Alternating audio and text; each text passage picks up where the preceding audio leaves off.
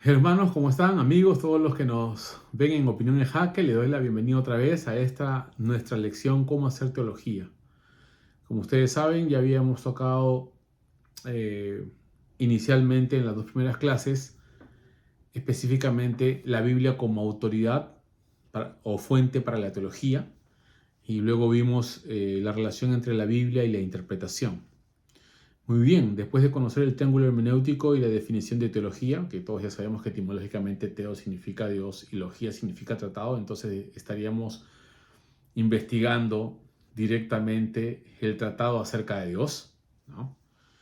Pero tenemos que especificar que no estudiamos a Dios como tal. Cuando hacemos teología estamos, en este caso, estudiando la revelación de Dios, que ha quedado registrado en la Escritura, ¿no?, en relación a su revelación con los hombres a lo largo de la historia, inicialmente con Israel y luego con la iglesia. Y la máxima expresión de su revelación es Jesucristo hecho hombre. Por eso es que es importante que entendamos que estudiamos a Dios a través de los hechos registrados en la Escritura y las evidencias, en este caso históricas, que tenemos de la iglesia y de lo que ellos contaban sobre lo que Dios hizo en determinadas etapas de la historia. Podemos entonces estudiar hasta, crear una ciencia, digamos, del estudio de los documentos bíblicos, porque ya pasa a ser una ciencia histórica, ¿no? Una ciencia histórica y social, ¿no? Porque hay documentos que hacen un recuento de cada etapa de la historia de la revelación, ¿no? También hay evidencia arqueológica, evidencias externas que podemos tener acceso. Sin embargo, el contexto histórico que debemos tomar en cuenta, por supuesto, está sujeto, como vimos en el triángulo hermenéutico, a la escritura, ¿no? El ejemplo clásico que dimos en este triángulo hermenéutico en que la escritura está sobre el contexto histórico y en este caso el intérprete contemporáneo, porque como vimos o como dimos el ejemplo a través de la hermenéutica católica, a veces se quiere usar el contexto histórico para corregir la Biblia, ¿no? Ya varios han intentado, digamos, esa técnica, ¿no es cierto? Esa metodología, ¿no? Eh, Más bien nosotros que tomamos a la escritura como norma de reflexión y de ella brotan las ideas principales y luego comprendemos también cómo se relaciona con su contexto. Por ejemplo, el uso del término verbo, ¿no? El verbo era la esencia de todas las cosas, el logos, ¿no? El principio de todo, ¿no? Y los griegos le daban, digamos, el significado de una fuerza impersonal, el eterno uno, ¿ya?, que en algunos casos podían llamarlo hasta Dios, pero no lo consideraban persona, hasta una fuerza inteligente, capaz de dirigir el universo. Pero como no era persona, porque una persona necesita de otros para poder desarrollarse, tenía que ser una fuerza impersonal y que no puede relacionarse. Y aún es más, que es espiritual. Por consiguiente, no tiene nada que ver con la materia, ¿no? Y cuando Juan usa la palabra logos, le da un significado completamente diferente. Dice, en el principio era el verbo, y el verbo era con Dios, y el verbo era Dios. O sea que él le va a dar otro significado a la palabra que ellos manejaban en la época. En el verso 14 va a decir, y vimos su gloria como unigénito del Padre, lleno de gracia y de verdad, ¿no? Y el verbo se hizo carne y habitó entre nosotros. Y vimos su gloria como unigénito del Padre, lleno de gracia y de verdad. Con eso rompe todos los conceptos de la época, del uso de la palabra verbo y el significado que tenía en el mundo filosófico. Ya en el mundo de la teología tiene otro nombre, ¿no? Le da carácter de persona y lo identifica con Jesús, que puede hacerse hombre, y rompe por consiguiente el significado de la época.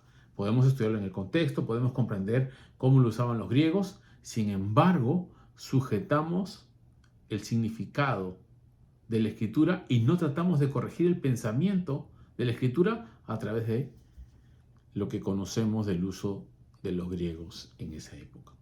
Por eso ponemos la escritura como fuente de autoridad. Y por supuesto nosotros tenemos que también sujetarnos a la escritura.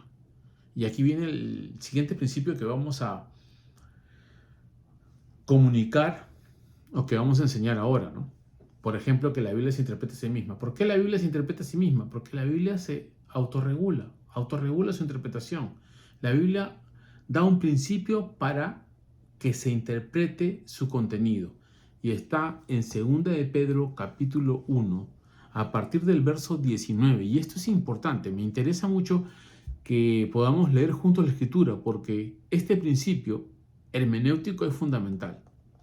Dice, tenemos también la palabra profética más segura, a la cual hacéis bien en estar atentos como a una antorcha que alumbre en un lugar oscuro, hasta que el día esclarezca y el lucero de la mañana salga en vuestros corazones.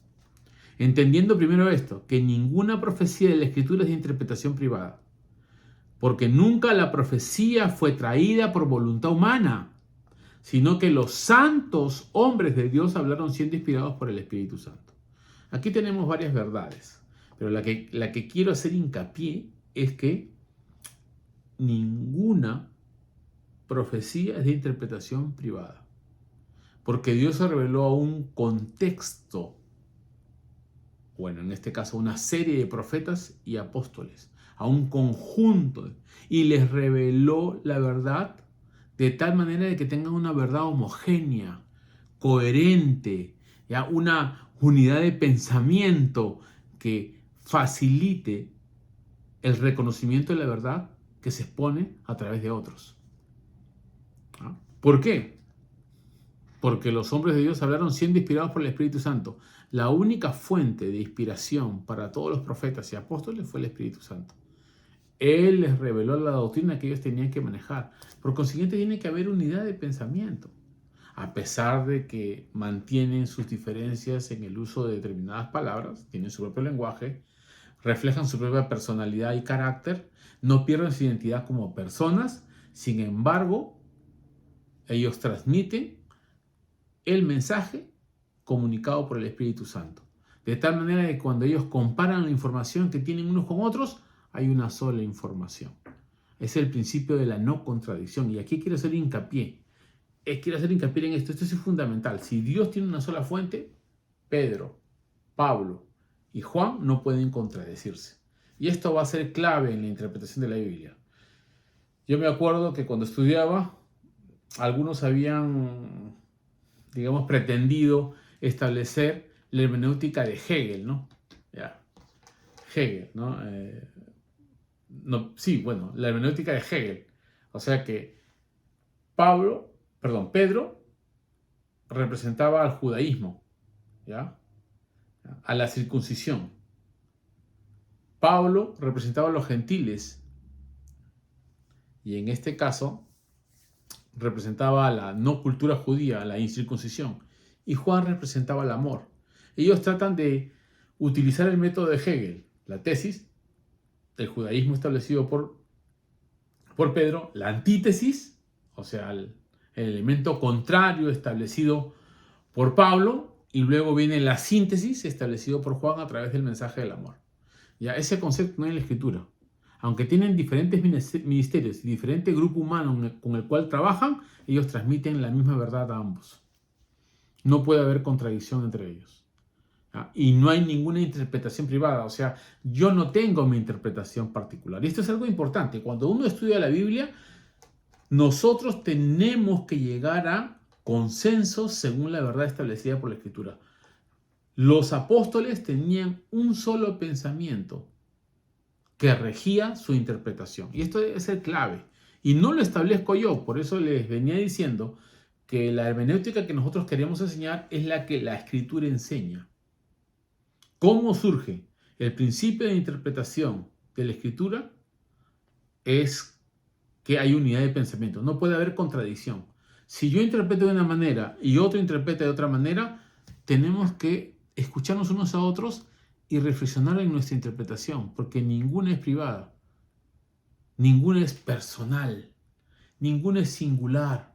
Yo no voy a pretender que lo que yo digo es mejor que lo del otro.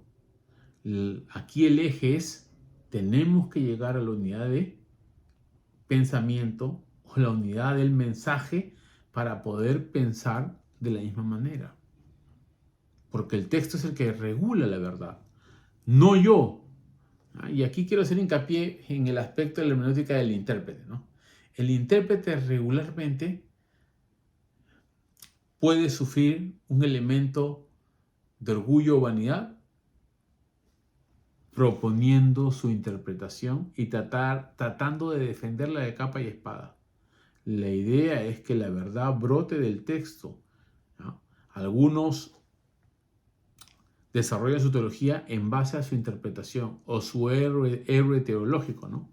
Por eso es que en 1 Corintios Pablo se molesta con la división de yo soy de Apolo, yo soy de Pablo, yo soy de Pedro y otros más espirituales, yo soy de Cristo, ¿no? Si ellos tienen la misma fuente, digamos, de información, en este caso que es el Espíritu Santo, no se pueden contradecir. Por eso es que ninguna profecía es interpretación privada. Y aquí empieza el conflicto que ha habido a lo largo de los siglos dentro de la iglesia y en este caso con la división de diferentes ramas de la iglesia, ¿no? En diferentes campos. Se ha ido dividiendo, se ha ido quebrando, ¿ya? Se han ido enfrentando eruditos. En este caso no podemos negar que Lutero se enfrentó a la curia romana, en este caso al colegio cardenalicio, ¿no? y a la magistratura de esa época, porque no estaba de acuerdo con su interpretación. Y aquí viene el desafío. Lutero contra ellos, ¿cuál era la autoridad que ellos tenían? Y aquí viene entonces el estudio del pasaje. Y esto es importante. Todos debemos ser conscientes de que mi interpretación está sujeta a la supervisión de los demás.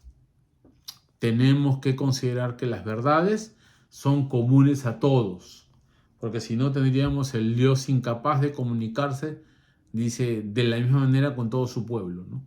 O con la misma capacidad a todo su pueblo.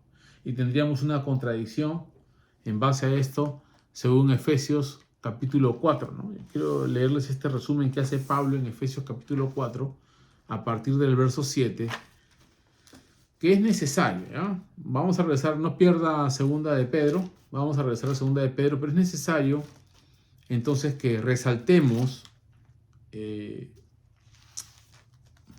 la apreciación que hace Pablo aquí en Efesios capítulo 4 sobre la doctrina. Y dice lo siguiente, hablando de solícitos en guardar la unidad del Espíritu en el vínculo de la paz, verso 3, hablando de la unidad en la iglesia, dice, y empieza, un cuerpo, un espíritu, como fuisteis también llamados en una misma esperanza de vuestra vocación. Un Señor, una fe, un bautismo, un Dios y Padre de todos, el cual es sobre todos y por todos y en todos. La unidad del cuerpo, ¿no? Tiene que haber, la unidad del cuerpo se basa en ¿qué? En la unidad de la interpretación del pasaje. Y llegamos a un consenso de reflexión, ¿no? Y aquí tenemos que volver a la escritura, tenemos que considerar estas verdades, ¿ya? Cuando dice una fe, ahí indica el condensado de doctrinas que profesamos. ¿Ya? Esto es importante. Un Señor, una fe, un bautismo, ¿no? Una fe en el mismo Dios. Pero aquí la palabra fe no solo se refiere a la acción de creer, va más allá, sino al conjunto de doctrinas en las cuales sostenemos nuestra fe. Conjunto de verdades que se expresan, ¿no? Y aquí fe se traduce como el conjunto de verdades que profesamos, las verdades que regulan nuestra doctrina, nuestras creencias. Y por supuesto que luego llevamos a la práctica, ¿no? Por eso es importante. Voy a volver al pasaje de segunda de Pedro, porque hay verdades que debemos considerar aquí en esta lección de hoy. Que la Biblia se interpreta a sí misma. ¿Por qué? Ninguna profecía es de interpretación privada. El Espíritu Santo le dio la misma información a Pedro, a Pablo y a Juan. Y a todos los profetas, ¿no? Una misma información. Esa misma información entonces debe regular cualquier tipo de interpretación de la Escritura. Debe ser de acuerdo a No puede haber contradicciones, no puede haber conflictos, no puede haber rivalidades. Tenemos que enfocar la doctrina tal y como el Señor nos la reveló. Yo enseñé este rompecabezas chino. Tiene, como ustedes pueden apreciar, 7 piezas. Esas 7 piezas geométricas pueden formar diferentes imágenes. Ustedes ven un cuadrado, acá se ven muy pequeños. Acá tengo otra hoja donde se ven las hojas mejor, ¿no? Aquí hay un gato y ustedes pueden ver, aquí hay un camello, ¿no? Es interesante, aquí arriba hay un ave, ¿no? Y acá hay una damisela, ¿no? Con su pañuelo. Con las mismas piezas geométricas se generan diferentes imágenes. Eso pasa cuando tenemos diferentes principios de interpretación. Debe haber una sola imagen transmitida por el texto. Yo sé que puede haber no hay, digamos, una exactitud al 100% en algunos casos, ¿no? Pero las imágenes principales que hablamos como doctrinas fundamentales deben tener la misma imagen teológica y debemos sujetarnos a esa imagen teológica, porque ninguna interpretación se sustenta en un individuo solamente. Puede que él la promueva y luego otros secundan, fortalecen, enriquecen, porque el Espíritu Santo nos ayuda a conocer estas verdades. Aquí quiero nuevamente resaltar, antes de terminar, que la Biblia se interpreta a sí misma porque no es de interpretación privada, particular, porque la fuente de la profecía es Dios. Por consiguiente, tiene un solo mensaje que debemos comprender todos al mismo nivel. Ese es el desafío. Una fe, un Señor, una fe, un cuerpo, un espíritu que nos guía a todos. Así que esto es interesante, porque tenemos que romper la cantidad de iglesias que surgen bajo un pensamiento de interpretación diferente al que conocemos. Y que algunos dicen, Dios me habló. Dios te habló de manera independiente, separado de lo que la Escritura dice. Esto es interesante, ¿eh? Y esto es importante. Esto va a ayudar a qué? A que podamos examinar la multitud de interpretaciones que hay ahora. ¿Por qué no se asemejan unas a otras? ¿O por qué están distantes unas de otras? ¿O por qué contradicen algunas partes de la Escritura? Porque algunas partes sostienen y otras partes contradicen. La pregunta es, ¿por qué no hay una verdad homogénea, coherente, que integre todas las ideas de la Escritura? Porque la Biblia no es de interpretación privada. Hay algunas que son difíciles de comprender, como dice Pedro en 2 de Pedro capítulo 3, cuando habla de el apóstol Pablo y cuando, en este caso, respalda sus epístolas como escritura. Dice que hay algunas difíciles de entender. No negamos que hay situaciones espinosas en cuanto a la doctrina. Sin embargo, no es de interpretación privada. Es una verdad expuesta que tenemos la oportunidad de adquirir todos. Así que bajo este desafío nos quedamos con este principio hermenéutico, que la Biblia regula su interpretación, ¿ya? Porque es un pensamiento homogéneo que debe organizar todas las verdades establecidas, ¿ya? De manera coherente, estable y segura, de tal manera de que se mantenga la unidad de la fe. Con esto los dejo y nos vemos en la siguiente lección. Dios los bendiga.